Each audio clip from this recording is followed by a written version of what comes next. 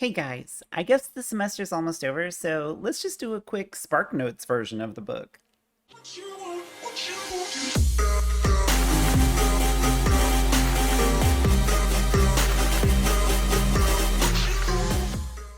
I clawed my way out of my depression hole and realized that this is actually the last week of class, so we're going to have to kind of move through these next couple of chapters pretty quick. I'm going to see if I can cover them all right now. And since it's the last week of class, you'll need some assignments. Test 1 is already on Blackboard. And tests 2 and 3 should be by the time this video goes up, so I'm going to try to get that done. But yeah, let's talk about Chapter 3, Rehabilitation. So rehabilitation is not it's not retributivism. We're not punishing someone because they deserve it. We're not trying to deter them through fear. We're trying to get them to a place trying to get them to a place where they don't need to commit crime anymore, or they don't want to. They reject crime out of choice. So a big part of that, well, I'll get to that in a second. One thing that's kind of nice about rehabilitation is that we can justify it through a deontological point of view, that it's just the right thing to do, that these are people who need help, so we help them. That's what we should do. And we can also look at it from a consequentialist point of view, a utilitarian point of view, where what we want is less crime. So it's like deterrence in that way, in that we are trying to lower the amount of crime, but we're doing it by removing the need for crime, or finding out why people are committing crime and trying to fix that so they don't need to, instead of just punishing them, trying to scare them out of it. Hey, baby. Hey. I got new cats, by the way. And as you might have noticed, I live in a new place. This is this is not my bedroom anymore. But whatever, it's been a crazy semester. Because we're trying to look at why people commit crime, there's a lot of ways we could try to go about rehabilitation. And a big way we try to do that is therapeutic, through therapy. And this can just be like with a therapist. It could be with a psychologist, so if you need meds, you can get on meds. Note that that might require universal health care, so people can actually pay for their meds or have them supplied for free. And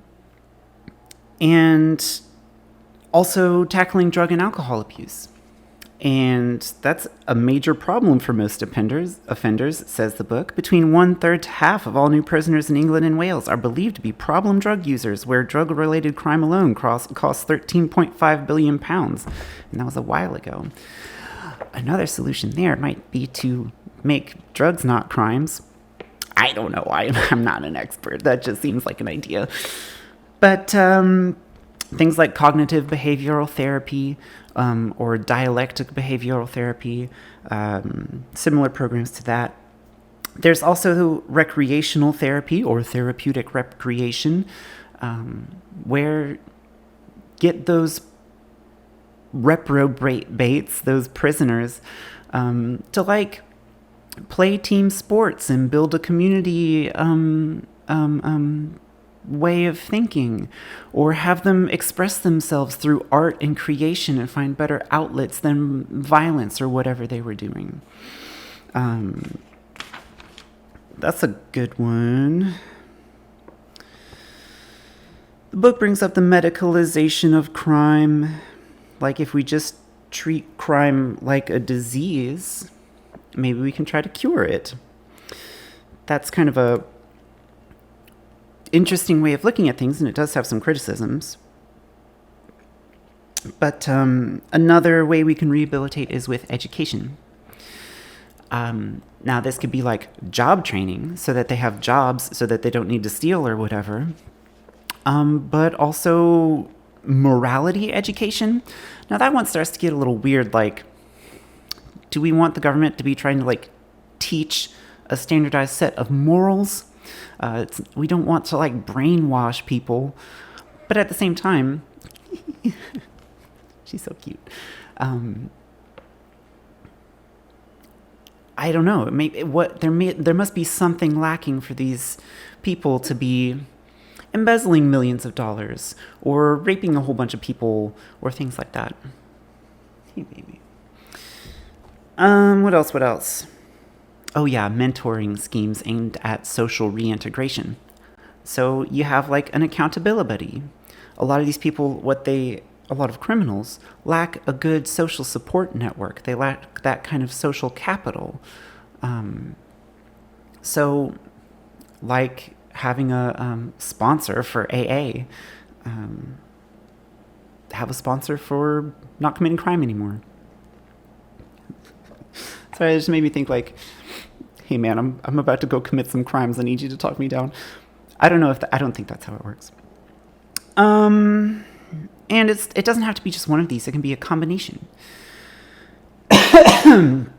So one question that already comes up immediately is like, is this really punishment? Is this really loss? That was a big part of our definition, is that it's a loss. We're punishing someone.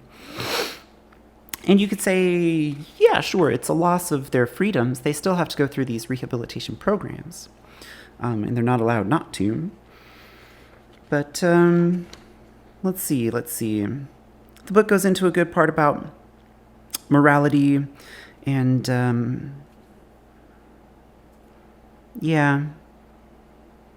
Not all crimes are immoral. Not all immorality is criminal. The justice gap between those crimes where moral education may be a relevant possibility and those crimes for which it is not. Yeah, so the interplay of legal moralism here. Because you could kind of say that, like, gay conversion camps that's just rehabilitation. That's just moral education. They need to know that sticking it in other dudes' butts is morally wrong. And yet, gay conversion therapy is terrible. And it doesn't work anyway. What else? The problem of individualization is the idea that there's a sense of justice and fairness in making sure that all crimes are punished equally. Like, you do the same crime, you do the same punishment. But since people are different, they're going to have different rehabilitative needs. So, does that make it unfair that one person, like, does one crime and goes through drug rehabilitation, and another person does the same crime and, like, goes through playing hoops and arts and crafts? Or, I don't know. That's a really simplistic example, but it is different things for these different people. Is that fair? And finally, does it work? Is this successful? The answer is a resounding kind of promising. It's not a open and shut, like, heck yeah, this works great. It's not a, no, that's stupid and useless and doesn't help. There's potential. One problem here is that it just hasn't really been used enough. It hasn't really been applied and studied enough to know. So, kind of, yeah, but it needs more study.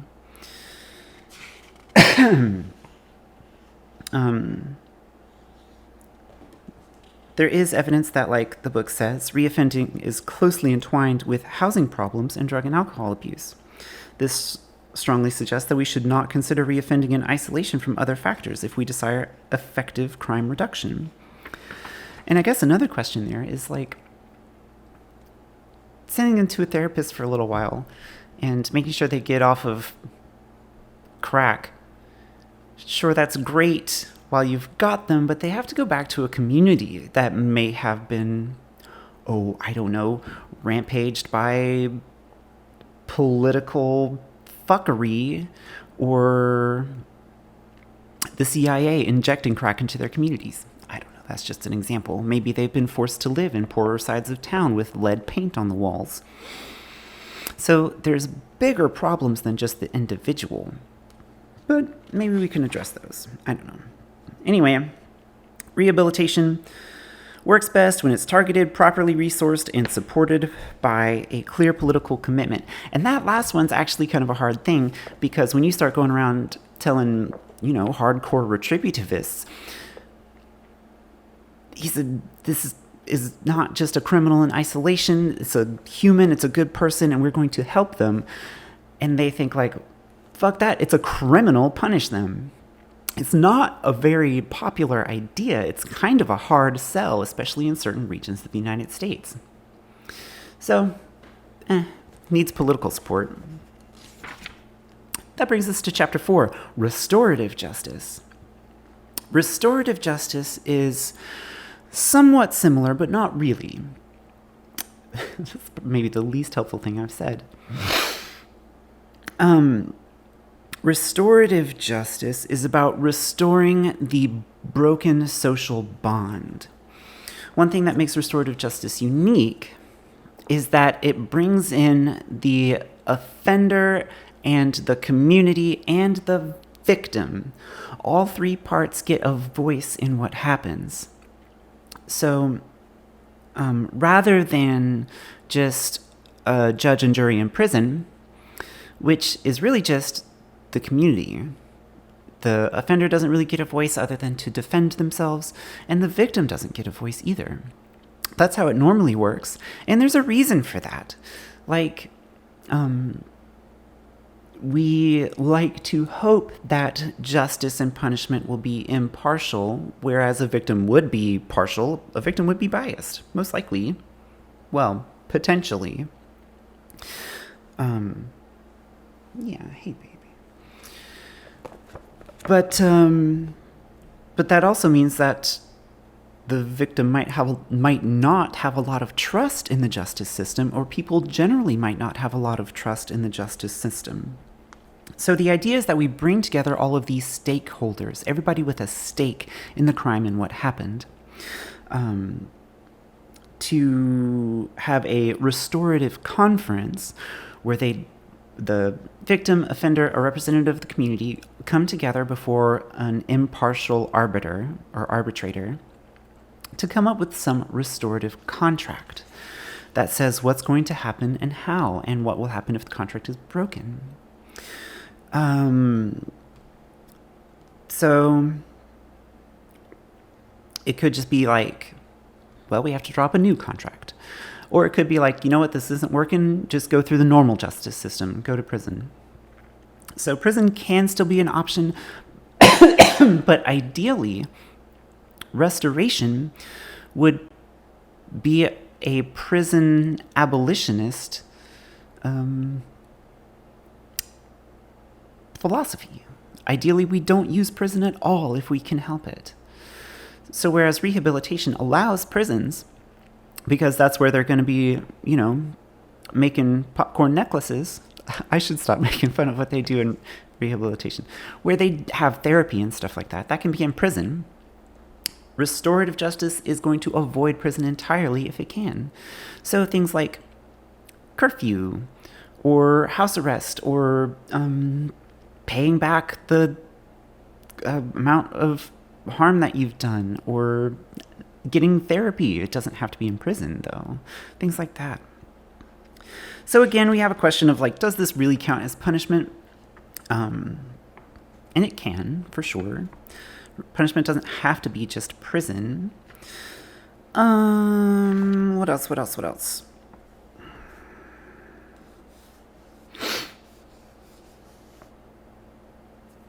Yeah. One big thing here is the role of victims. So it's a way to give a victim a voice so that they don't feel victimized a second time by having to go through this system. This is something that could be particularly good for victims of sex offenses because, it really sucks.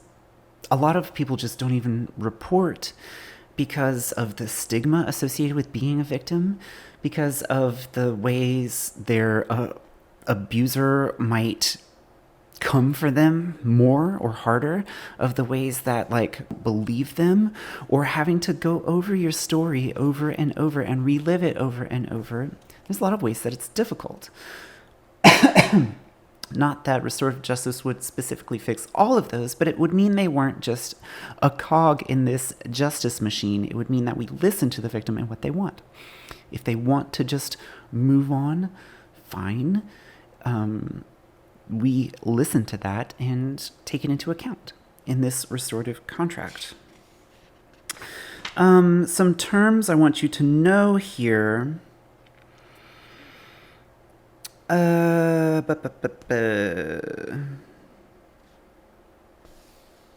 Victim displacement. Is that the one I wanted to talk about? The justice gap. The justice gap in this restorative justice chapter is the space between reported and unreported crimes. The majority of crimes are unreported. And that's what I was just talking about that. I don't need to go back over it. Again, we may lose consistency in how crimes are punished. The same crime might be punished in a different way depending on how the restorative conference goes. There's a little bit in this chapter about community sentencing, punitive rehabilitation, educative and employability training, compulsory unpaid work. That's called slavery, right? I mean, thanks, 13th Amendment. Anyway, compulsory unpaid work. Yeah. One thing that I'm not sure why is in this particular chapter is shame punishments, and that's kind of interesting. You see those pictures of like parents who make their kids stand out on the street corner wearing a sign like, I talk back and I think I know everything, or stuff like that, or like, I stole and now this is my punishment.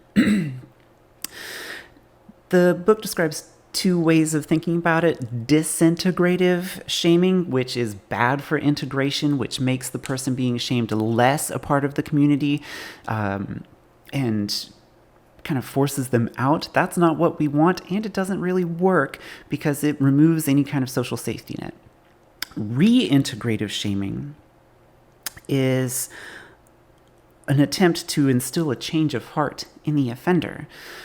So to be like, to make them understand, like, look, what you did is wrong. Like, you did a bad thing. We need to fix this. So there's some opponents to shame punishments. And how can you make sure that you're being reintegrative with shame rather than disintegrative? Limits of restorative justice. One is the idea of which community actually gets a voice. Like, is it just that neighborhood? Is it the county, people in the county? Is it the state? Like, is it the entire country? Is that the community that's involved in this case? Is it just a certain group of people or people with a certain trait? Or, I don't know, race? Is it just people involved in one business or something? Finding and identifying the community is definitely a challenge. Not an insurmountable one, though. But there's also the problem of including the victims. Like, there's a reason we have victim and they may just not want to be involved. And third is the problem of public confidence. This is something it shares with rehabilitation. Just, can we make people trust this system? Are they going to be okay with a system that's not about just like, yep, you did crime, kill him, put him in jail forever, whatever. People like that. It gives it's a very strong sense of confidence around that for some people, even though those have their own problems, as we've discussed already. Another problem is the requirement of guilt. If the offender doesn't think they did anything wrong, none of this is going to work. Same with rehabilitation, honestly. If we can't get the offender to a place where they know they did something wrong and feel bad and want to fix it, then it's not going to work. There has to be that element of reform. Or remorse, excuse me. If we're going to see reform, we must have that remorse. And so that brings the question of, like, for rehabilitation, the unrehabilitatable. Or for restorative justice, like, can we make this conference even happen? Again, I guess just throw them in prison could still be a backup. Restorative justice is, again, highly promising. In the places where it's been used, a majority of offenders choose to participate in restorative conferences where available. Preliminary findings show that the restorative justice approach leads to roughly 25% less reoffending than alternatives. Restorative justice is more effective and at significantly less cost because you don't need, to go through the courts. And this hits at a lot of those reasons for crime that I was talking about with rehabilitation. It's by focusing on the community and the society in which the crime happened, we can maybe potentially better address these factors. Homelessness, drug use and abuse, poverty, but having a strong social integration or a strong social safety net. These are things that can really help reduce crime. These are things that have been proven that less crime happens in places where there's more social cohesion. So that's why the whole point of restorative justice is reintegration. And that's why it brings in the offender community and victim together, is we need to work this out so that both of these people can come back into society. Less of a focus on just they need to be punished, less of a focus on we want people not to do crime out of fear, but more be a part of a society, be a part of community, understand that you do have a stake in what happens. And so part of that is we need to make sure that people do feel like stakeholders in their society.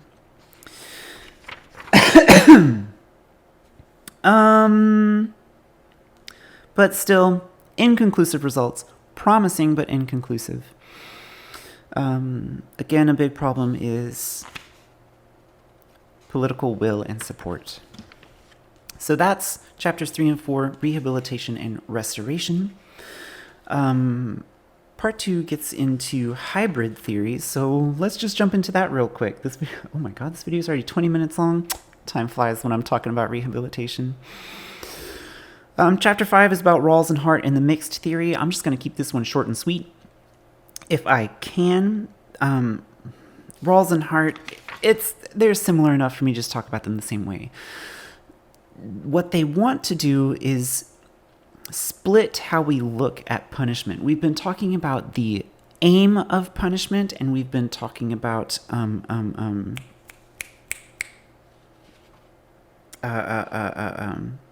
sorry, I'm blanking on the word.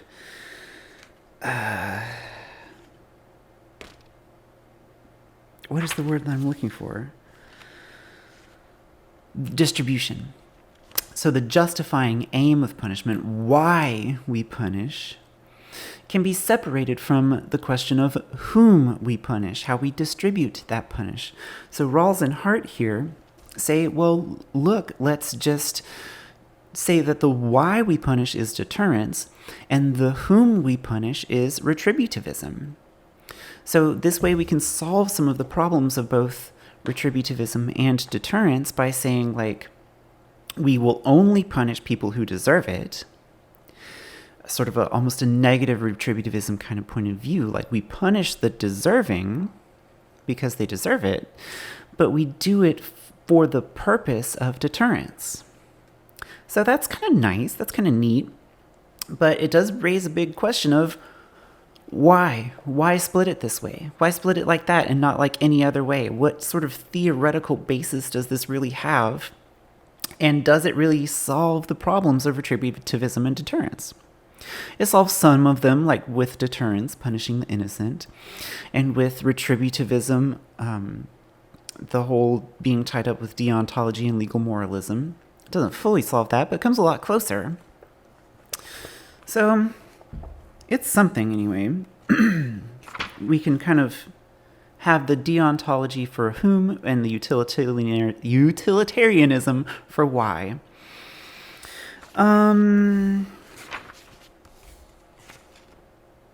Yeah, so a very negative retributive point of view, saying that desert is necessary for punishment, but it's not sufficient reason for punishment. That's why we need the deterrence part as well. But why bring those together? Why bring those two together particularly? Just potentially lacking in theoretical grounding. Chapter 6 is about expressivism. Expressivists say, like, hold on, I'm dying. There's the reason I usually don't make videos this long. The idea with expressivism is that, like, well, look, let's not just say that punishment is its own thing. It's not punishment for punishment's sake. But we punish as an expression of the public will. What we all think and feel, we punish to express that. We punish to express to the offender, we don't like what you did. So that's why this is happening. You need to know I don't like this. We don't like this. So it's a kind of hybrid way to look at things. Yeah.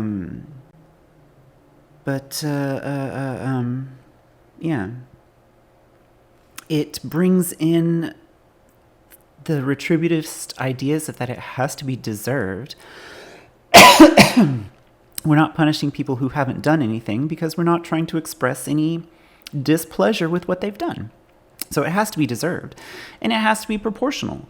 We have to express displeasure to the proportion of how much we don't like that thing. So it kind of doesn't really have a problem of legal moralism, because it's not about like, this is what's moral and good and true. It doesn't have to come straight from God. It's just like, we as a society don't like it. And that's fine. That's kind of an honest way of doing it.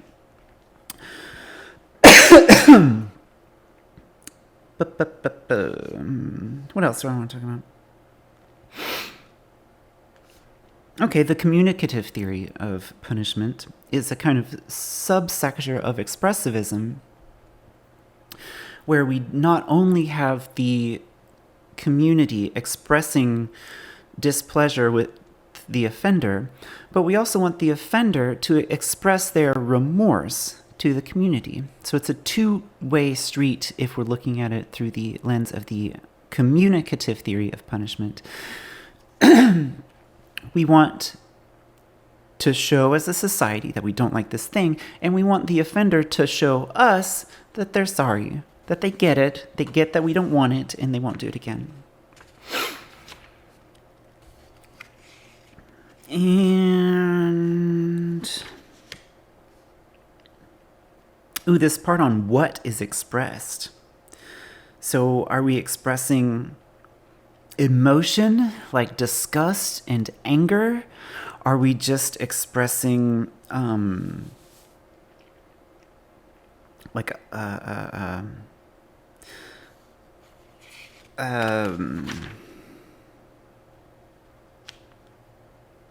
like more metaphorically?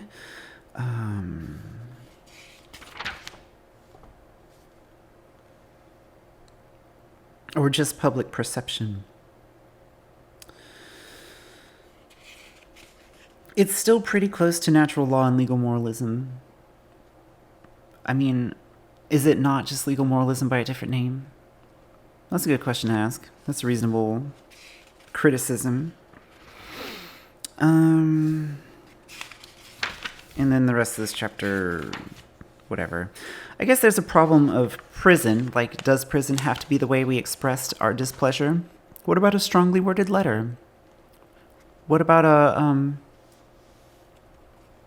what if we do a rap song where we just rap about how bad they are? Would that count? I guess it's hard for a community to write a rap song. A diss track, I believe, is what the kids are calling it. That might have been in the 90s, though. We still have unrepentant offenders. If we're real worried about the communicative theory, if we want that remorse, there's going to be people that just don't care. just sit in prison going, fuck you, society. I am not remorseful. I know you don't like it, and you can kiss my butt. I'm trying to cuss less, and I'm not doing a good job.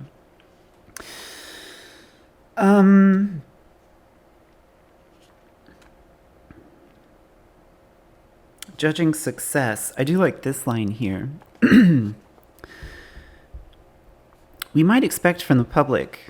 What we might expect from the public does not often match what the public report. The problem is that how we believe the public would respond to cases is often unsupported by the facts. Take public confidence in the police, for example. We might expect ethnic minorities to have much less confidence than the majority group, but this is not always true. One recent UK study found that 52% of white respondents rated the local police as doing a good or excellent job, compared with 59% of respondents from black and minority ethnic groups. Such findings suggest that the public may not always express the concerns we expect them to have. Well, one thing, Tom, is we need to look at different geographic locations and different societies for sure, because what you might expect as a professor at Duke might not apply to these people in the UK. I don't know why. I don't know why black people might have different opinions in the UK than some here. That's a real head scratcher. Anyway. I do like that he says we may further question public competence. Like, the things people find disgusting or that make them scared or angry, is that a legitimate reason to punish people? Like, if we're ruining their livelihoods potentially, or their lives potentially, like, is the fact that the public doesn't like it a sufficient reason? Like, at least if we're doing a legal moralism route and relying on, like, God for our rules for retributivism, then we can point to something else other than just like, well, I don't like that. And also the lack of public knowledge about criminal matters. People don't know the law. People don't know how much crime happens. People don't know what kinds of crime happen.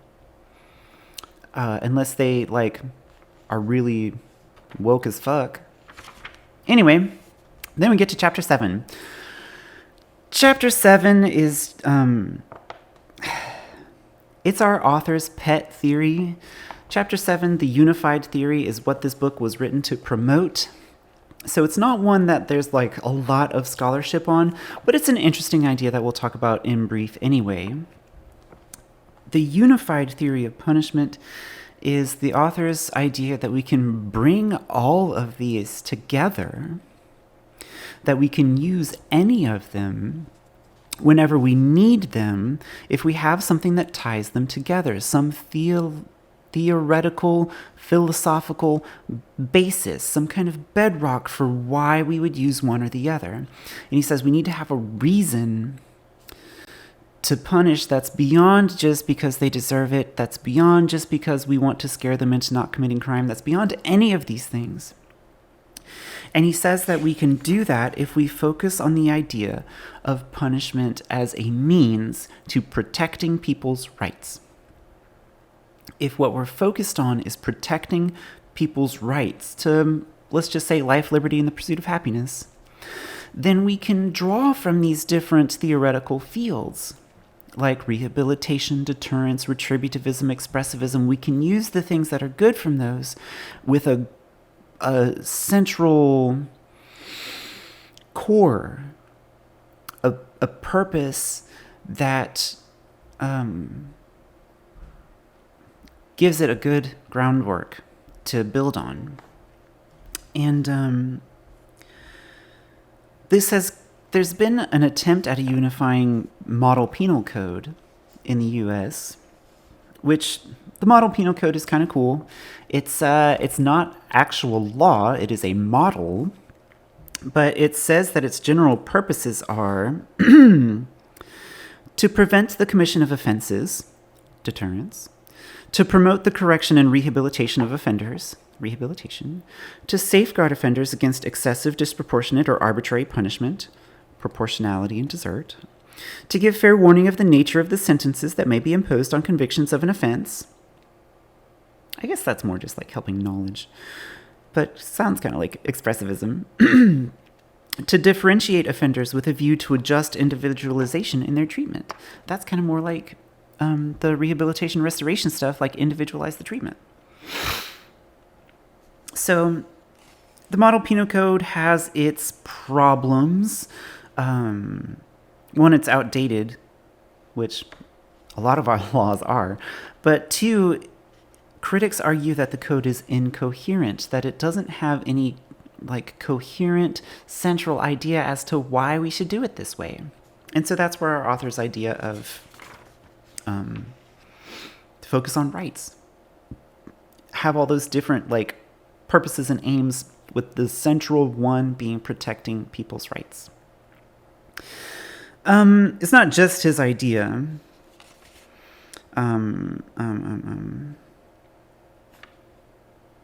Yeah, page 127 starts going all into the rights stuff. But it's an idea that has been discussed in the British idealist movement, which he gets into. John Stuart Mill comes back up, of course.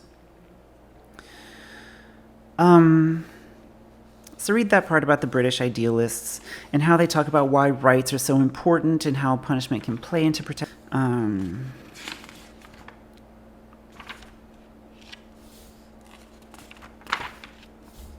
Guys, this is a little long chapter.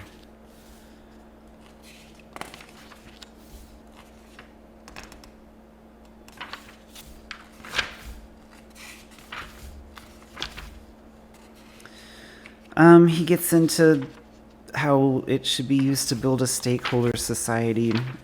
Blah, blah, blah. Whatever. So read those chapters. What was that, 3 through 8? I'm sorry. I will post the tests for those. I promise that tests 2, 3, and 4 are much more simple than test 1. Test 1 is the longest and most difficult. And the fact that they're just on Blackboard and you can take all the time you want to do them should mean that you have time to flip through the book and rewatch this video to answer successfully.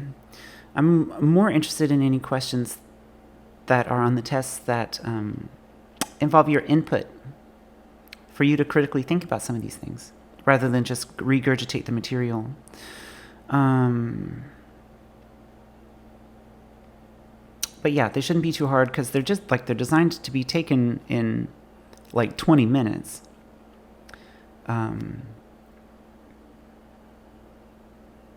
So I don't think it should be a problem. And since this is the last week of class, you'll just have those 4 tests. Test 1, which is already up, and then 2 and 3 in the final exam. They're just going to be on Blackboard. Knock those out. They do need to be done before the exam period is over, so I can grade them.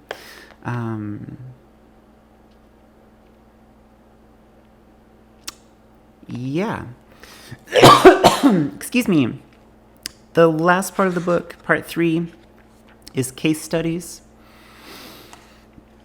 Chapter 8 is capital punishment, how to and whether we should justify it through the lens of different theories. And so you can read that, but I think it would be more interesting for you to try to figure that out yourself. Although, go ahead and read it.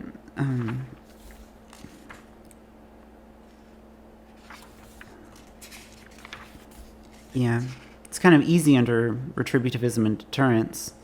Can't commit any crimes if you're dead, but it's a lot harder under rehabilitation and restoration. You can't be restored if you're dead. And he explains why the unified theory would be so great for that.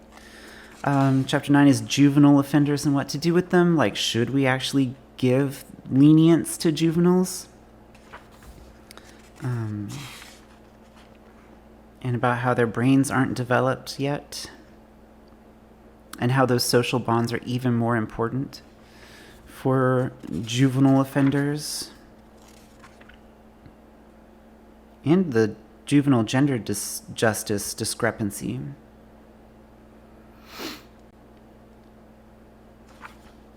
But again, those all sound more like social problems.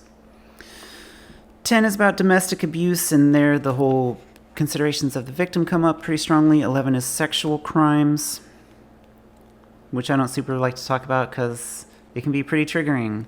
So, that's the book. You're welcome. One video. So yeah, I'll put more information on Blackboard and email you, I guess. So, bye.